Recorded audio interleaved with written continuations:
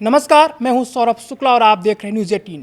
Middle east से आ रही खबरें इस वक्त पूरी दुनिया को डरा रही हैं। क्या दुनिया तीसरे विश्व युद्ध की तरफ बढ़ रही है? क्या खाड़ी देश अब एक दूसरे के खून के प्यासे हो गए हैं?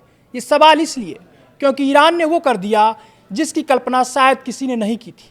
अमेरिका और इजराइल से दुश्मनी के बीच ईरान ने अब 7 मुस्लिम देशों पर मिसाइलें दाग दी हैं।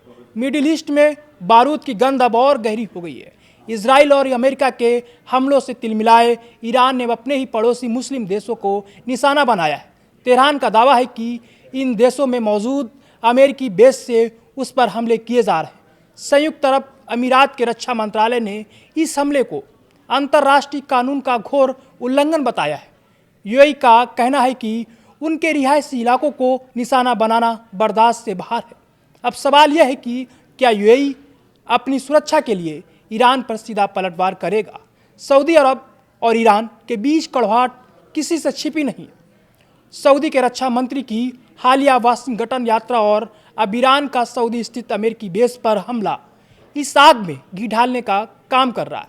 सऊदी ने स्पष्ट कर दिया है कि इस भयानक उल्लंघन के परिणाम भी उतने ही भयानक होंगे। हैरानी की बात यह है कि कतर जैसा देश जो अक्सर मध्यस्थता की भूमिका में रहता है, उसने भी ईरान के इस हमले की निंदा की है और जवाबी कार्रवाई का अधिकार सुरक्षित रखा है। अमेरिकी राष्ट्रपति डोनाल्ड ट्रंप के मुताबिक ईरान पर हमले अमेरिका को सुरक्षित करने के लिए किए गए हैं, लेकिन ईरान की जवाबी कदम ने पूरे क्षेत्र को अस्थिर कर दिया है। 9 देशों में इस वक्त हाहाकार मचा हुआ है। आयतुल्लाह अली खामेनेई का शासन अब सीधे तौर पर निशाने पर है। क्या ये 7 देश मिलकर ईरान पर हमला करेंगे? अगर कतर, यूएई और सऊदी अरब एक साथ आते हैं तो ईरान के लिए अपनी ज़मीन बचाना मुश्किल हो जाएगा। यह सिर्फ अमेरिका बनाम ईरान की जंग नहीं रही, बल्कि ईरान बनाम अरब जगत की शक्ल लेती दिख रही है।